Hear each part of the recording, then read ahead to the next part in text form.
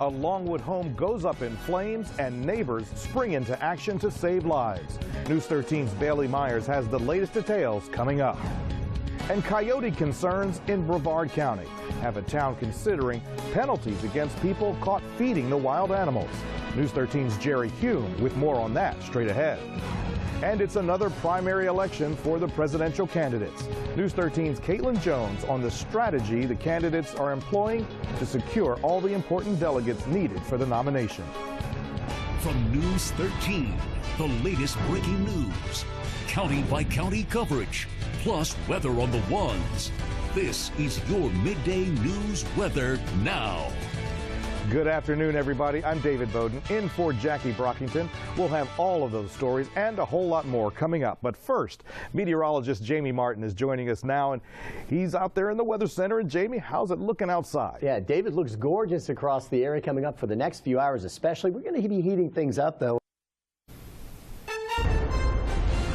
Now, the latest breaking news. And we have been following breaking news all morning long from Seminole County, where a man killed his wife and his 2 children before killing himself. And we continue to follow this coverage with News 13's Jerry Hume. He's live at that Chili's on West Lake Mary Boulevard. And Jerry, investigators say this is where it all started. Jerry Hume, News 13. And thank you, Jerry. Let's continue now with your weather and traffic together. Real-time traffic expert Ryan Harper will give us a look at your roads in a moment. But first, we start off with meteorologist Maureen McCann. She joins us now from the Weather Center with your weather on the ones. Thanks, David, and good morning. It has been a fairly quiet. An act of senseless violence. A convenience store clerk gunned down during a robbery in Ocala. And the shooter is still on the loose this morning. And it's the largest 3-day motorcycle event in the world, the Leesburg Bike Fest. News 13's Sarah Penko will show us what's going on out there today. And remembering those who gave the ultimate sacrifice for our country. We'll take you to a special memorial for Vietnam veterans in Brevard County. Your morning report starts right now. It's 13, the morning's first news and weather together. This is your weekend morning news weather now.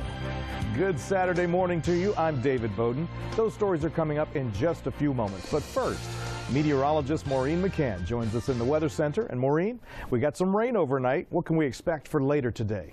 Today we're going to get into much drier weather, Dave, in the wake of a cold front. Just an isolated shower will be left in the forecast, but I do think most places will be enjoying clearing skies. Sun's coming up on the Bieber Toyota Cam at the Golden Line Restaurant in Flagler Beach. And if you look in the distance, especially off to the south, you got some clouds courtesy of some rain. That's down in Brevard County. Motorcycles and bands are taking over downtown Leesburg in Lake County this weekend. News 13's Sarah Penko is live at the 20th annual Leesburg Bike Fest. And Sarah, I'm sure organizers are hoping that the rain doesn't put a damper on the festivities. Good morning, David. Yeah, and right now, no rain, and organizers are hoping it's going to stay this way. Normally, Leesburg is a quiet, quaint Lake County town, but every 4th weekend in April, it turns into all of this. And at 9 a.m., all of this will be open. All the vendors, over 200 of them, food, clothes, and custom bike accessories. Over 200,000 people are expected to come out to Bike Fest. Organizers say it's the world's largest 3-day event, and it's all contained in about 30 blocks of historic downtown Leesburg. It's a party that brings in about $191 million to the county. Bike Fest is big enough that the whole region benefits from Bike Fest for us.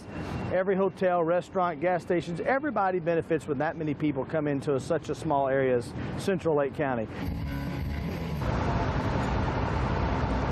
More than 50 bands play at 6 different venues, including this year Everclear, Molly Hatchet, and Brett Michaels. Lake Express will offer 160 special bus stops, and of course, with so many extra people, Leesburg police are putting extra officers in place to be able to respond quicker with the crowds.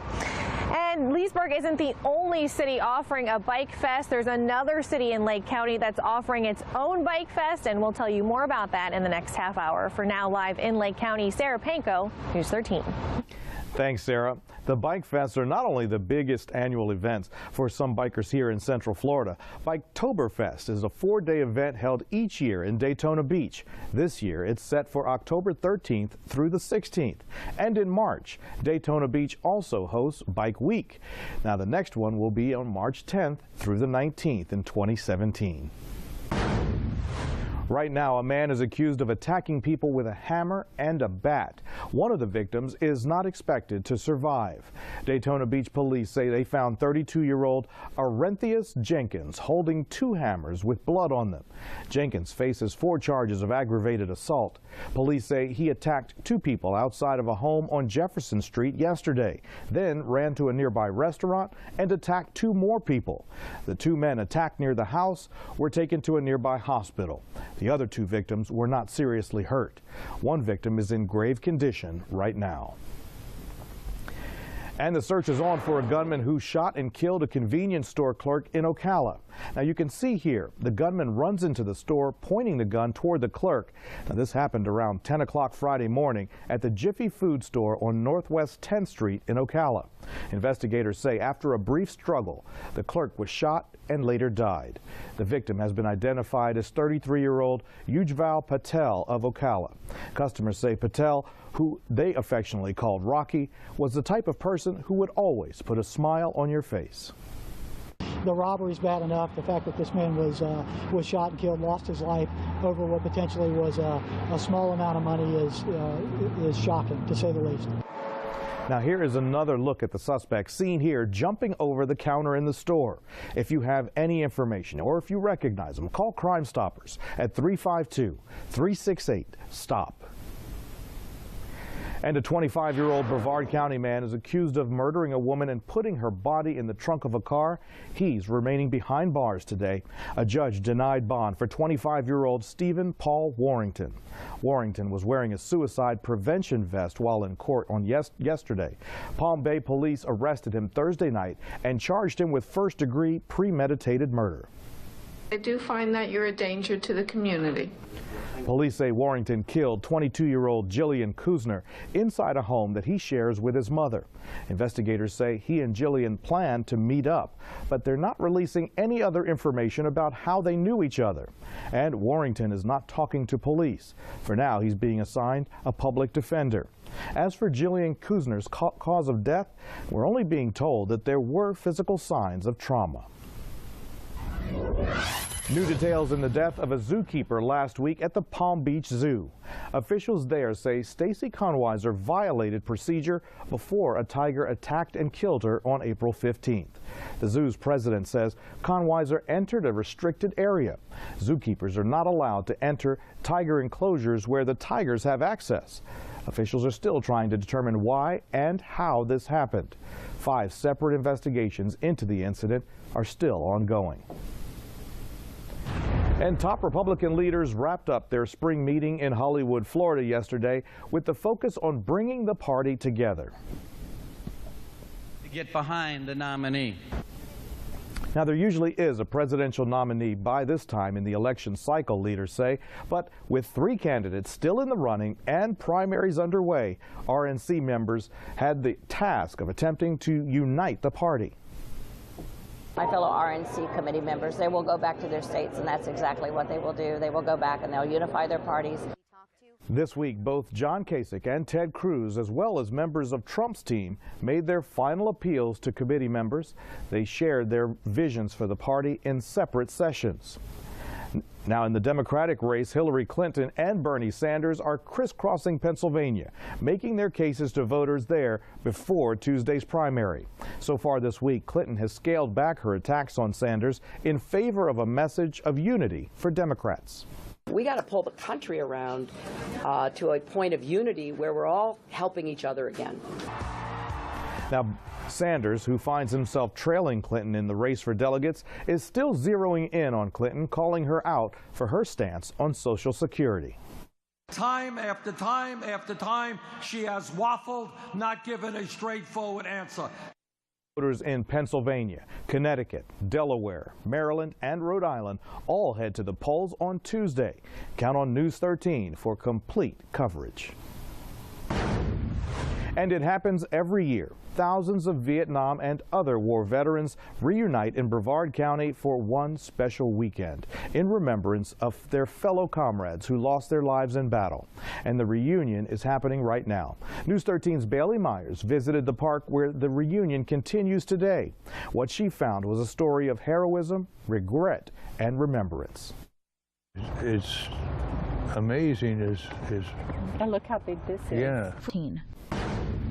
Tonight is the night. Thousands of fans will be at the Citrus Bowl this evening for the Orlando Pride's first match on its home turf. Yesterday, the team placed more than 1,000 scarves around the area free for fans to take. So far, the new franchise sold more than 19,000 tickets for the opener. The team is hoping to break the record for the National Women's Soccer League, which currently stands at 21,144. The Pride takes on the Houston Dash tonight at 7 o'clock, and Bright House Sports Network will be there giving us a live preview tonight at 5, and of course all of the highlights thereafter. Your accurate weather experts forecast with Storm Tracker 13. It's 7:11. It's time now to get to weather. Maureen McCann is joining us now. Maureen, what can we expect for the rest of today? Today we will get into some drier and warmer temperatures, or drier conditions, warmer temperatures, and less that rainfall like the weekends.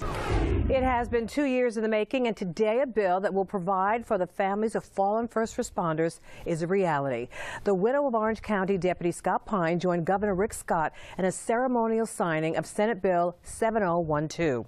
News 13's David Bodden joins us live now with more. David? Well, Jackie, the bill was actually signed into law several days ago. Today's ceremonial signing here at the Orange County Sheriff's Office brought together Florida Senate and House leaders as well as law enforcement from across the state. But it also brought the widow of Orange County Deputy Scott Pine, who is credited with getting this bill created and ultimately passed.